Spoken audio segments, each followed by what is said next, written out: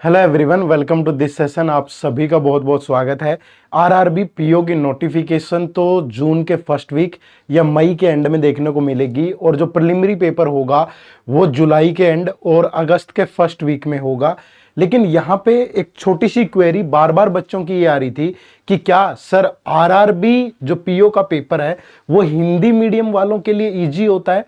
क्या इसमें हिंदी मीडियम वालों को कुछ एडवांटेज होता है या जो इंग्लिश मीडियम वाले हैं उनके लिए यहाँ पे कुछ ऐसा चैलेंजेस हैं जिसकी वजह से वो क्लियर नहीं कर पाएंगे या उनको थोड़ी दिक्कतें आएंगी? इन सारे डाउट्स को इसी वीडियो में रिजोल्व करेंगे। वीडियो को एंड तक जरूर देखिएगा।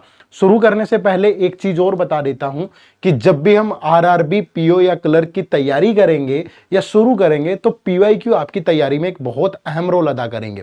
क्यों? इससे आपको पता चलेगा कि पेपर का डिफिकल्टी लेवल क्या है, कौन से टॉपिक इंपॉर्टेंट है। तो आपको ये पीवाईक्यू 2021, 22, 23 और 24 के edit free of cost provide कर रहा है। जस्ट एक क्लिक की देरी है। इसी वीडियो के डिस्क्रिप्शन में जाइए और जाकर के डाउनलोड कर लीजिए। डिटेल में बताया गया है कि कौन से टॉपिक इंपॉर्टेंट हैं, किन टॉपिक से कितने क्वेश्चन आए हैं और साथ ही साथ वो कौन से की एरियाज हैं जिन पे आपको फोकस करना चाहिए। तो ये पीवाईक्यू जरूर डाउनलोड करिएगा, फ्री ऑफ कॉस्ट है। वीडियो के डिस्क्रिप्शन में लिंक है। शुरू करते हैं। आरआरबी पीओ 2025, आरआरबी पीओ कह लो या ऑफिसर स्केल 1, ठीक है। यहां पे ऑफिसर स्केल 1 ही बोला जाता है पीओ वाली पोस्ट को। तो यहां पे जो सबसे पहले समझना जरूरी है वो है एग्जाम का पैटर्न। उसी से तो आइडिया आएगा ना कि कहां हिंदी मीडियम वालों को फायदा है, कहां इंग्लिश मीडियम वाले को फायदा है। जो भी आपके दिमाग में डाउट आ रहे हैं वो तभी क्लियर हो पाएंगे। देखो, सबसे पहले अगर मैं बात करूं यहाँ पे ये ऑफिसर स्केल 1 हमारा प्रिलिमिनरी एग्जाम, तो यहाँ पे दो सेक्शन होते हैं हमारे, एक रीजनिंग और एक numerical ability. Number of question 40 है और यहाँ पे भी 40 है, मार्क्स भी 40 है। और दूसरा यहाँ पे सेक्शनल टाइमिंग है। तो यहाँ पे जो सेक्शनल टाइमिंग है वो 25 मिनट है और यहाँ पे जो सेक्शनल टाइमिंग है वो 20 मिनट है। तो टोटल 80 क्वेश्चन, 80 मार्क्स। लेकिन जो सेक्शनल टाइमिंग है वो 25 मिनट और 20 मिनट है, ये ध्यान रखिएगा। अब यहाँ पे हिंदी इंग्लिश का सवाल ही नहीं होता, ये आप बात समझ रहे हो सारे के सारे। क्योंकि यहाँ पे चाहे कोई बच्चा हिंदी में पढ़ रहा है चाहे वो इंग्लिश में पढ़ रहा है, बस इतना सा फर्क है कि कोई रीजनिंग का क्वेश्चन हिंदी में देख के सोल्व कर लेगा, जो इंग्लिश में कंफर्टेबल होगा वो इंग्लिश में। तो ये तो सारे पेपर्स में ही होता है भाई, चाहे बैंक के दूसरे पेपर भी उठा लो, आईबीपीएस हो, एसबीआई हो, कोई हिंदुस्तान का कोई पेपर ऐसा नहीं है जो दोनों लैंग्वेज में नहीं होता। मोस्टली होता होगा कोई एक आध, बट मोस्टली दोनों लैंग्वेज में होते हैं, ठीक है। यहां पे किसी भी बच्चे को कोई चैलेंज नहीं आने वाला, हाँ, बट चैलेंज सबको आने वाला है। क्यों आने वाला है? क्योंकि 40 क्वेश्चन 25 मिनट और ये 40 क्वेश्चन 20 मिनट में अगर आपकी तैयारी बहुत अच्छी नहीं होगी ना दोस्त, स्पीड नहीं होगी ना दोस्त, और आपकी स्ट्रेटेजी ऐसी नहीं होगी जिसमें आप एग्जाम में ज्यादा डिलीवर कर पाए, तो फिर आप मात खा जाएंगे। तो इसकी यहां से हिंदी इंग्लिश का कोई फर्क नहीं पड़ेगा, बट आपकी तैयारी बहुत शानदार होनी चाहिए, ठीक है। अब बारी आती है यहां मेंस एग्जाम में। अब इसका पैटर्न अगर हम समझें तो देखो, सबसे पहले रीजनिंग सेक्शन के 40 सवाल होंगे जो कि 50 नंबर के होंगे और 30 मिनट आपको यहाँ पे मिलेंगी। उसके बाद जनरल अवेयरनेस की बात करें तो यहाँ भी 40 क्वेश्चन है, 40 मार्क्स है और 15 मिनट आपको मिलेगी। लेकिन अब आप देखोगे 15 मिनट में 40 सवाल करना, अब वही बच्चा कर पाएगा, वो नहीं कर पाएगा कि प्रीलिम्स का रिजल्ट आया फिर जीए पढ़नी शुरू करी, तो उसके लिए बड़ी मुश्किल है भाई। तो जर्नल अवेयरनेस भी अभी से पढ़नी शुरू कर दो। करंट अफेयर अगर आपने अभी से पढ़नी शुरू नहीं करी और जनवरी 2025 से लेकर के जब तक आपका पेपर होगा वो सारा कवर करना आपने, तो पिछले वाला अभी से तो डेली 1 घंटा 45 मिनट करंट अफेयर के लिए जरूर निकाला करो, वरना ये क्वेश्चन पढ़ने में ही आंखें फट जाएंगी आपकी, ठीक है। उसके बाद numerical ability, again quant 40 question 50 number के होंगे और 30 मिनट मिलेगी यहां भी आपको।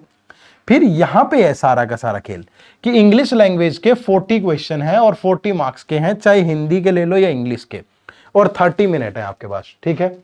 अब बहुत सारे बच्चों को लगता है कि यार कि हिंदी मीडियम वालों के लिए आसान है इंग्लिश। दोस्त मैंने भी दिया है, ठीक है, और सच बताऊं मैंने हिंदी मीडियम से भी दिया है, ठीक है, मतलब हिंदी लैंग्वेज को सेलेक्ट करके दिया है पेपर में, ठीक है।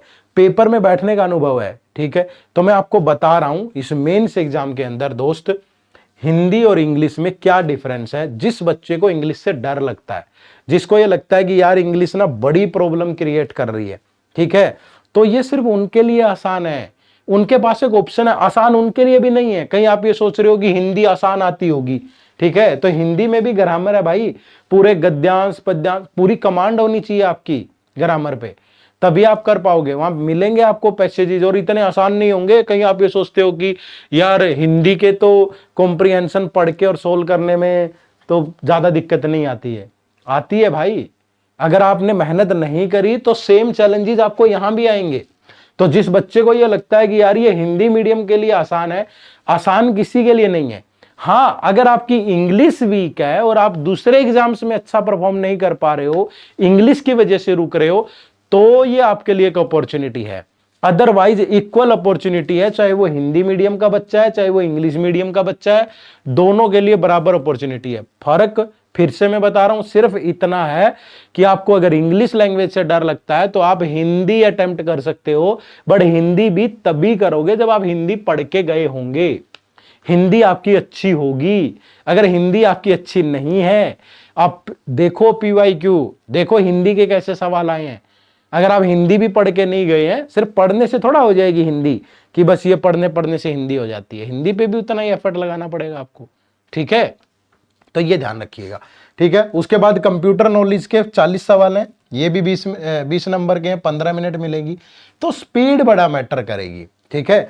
तो ये चीज ध्यान रखिएगा। पहली चीज तो यहां से हमें क्या सीख मिली कि स्पीड बड़ा मैटर करती है, चाहे प्रीलिम्स पेपर हो चाहे मेंस पेपर हो। कंक्लूड कर रहा हूं, पहली चीज स्पीड पे जरूर फोकस करना है। दूसरा, ये एक अपॉर्चुनिटी है फॉर दो स्टूडेंट जिनका इंग्लिश में हाथ अच्छा नहीं है कि वो हिंदी सेलेक्ट कर सकते हैं, बट इसका मतलब ये नहीं है कि उनके पास एज होगा।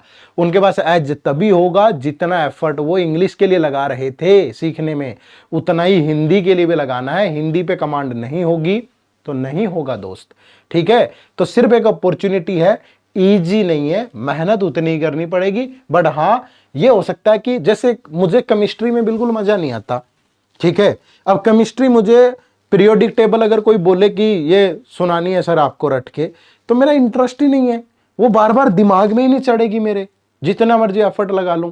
लेकिन कोई मुझे मैथ में अगर बड़ी बड़ी बाइनोमियल थ्योरम ये वो भी देगा, मेरा इंटरेस्ट है तो मैं जल्दी सोल्व कर लेता हूं। यानी कि मैथ की बड़ी प्रॉब्लम भी मुझे आसान लगती है और केमिस्ट्री की मुझे छोटी से छोटी बेसिक प्रॉब्लम भी मुश्किल लगती है। फर्क किसका है? इंटरेस्ट का। समझ रहे हो ना?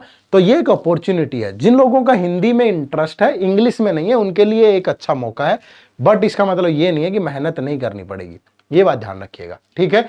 और स्पीड बड़ा मैटर करेगी, ठीक है। और बाकी गवाही ये दे देती है आपकी आरआरबी पीओ प्रीलिम्स की स्टेट वाइज कट ऑफ है, ये देखो यहाँ पे, ठीक है। मुश्किल है, आसान नहीं है। किसी किसी स्टेट में वैकेंसीज कम होने की वजह से बहुत ज्यादा गई हुई है, बट अदरवाइज इतनी कट ऑफ बहुत होती है। 80 में से अगर 61, 59, 55, 38, 50 अगर ये कट ऑफ्स हैं, 56, 55, तो आसान नहीं है रास्ता, ठीक है, मुश्किल है, आपको मेहनत करनी पड़ेगी। मेंस ये यहाँ पे प्रीलिम्स की ही डाली है हमने कट ऑफ, मेंस की नहीं डाली। चलो प्रीलिम्स ही एक बार चैलेंज है, उसको कर लो, फिर मेंस पे चलेंगे, ठीक है। ये आपका प्रॉपर स्टडी प्लान है, यहाँ मैंने बताया था। और ये स्टडी प्लान में ध्यान रखना कि मैंने ये पहले जो 45 डेज फाउंडेशन के डाले हैं, 45 दिन ये आपकी तैयारी के फाउंडेशन के हैं। तो इसमें क्वांट, रीजनिंग, इंग्लिश या हिंदी, ये नहीं है कि हिंदी में पढ़ूंगा जब प्रीलिम्स क्लियर हो जाएगा, कुछ नहीं हाथ आना आपके।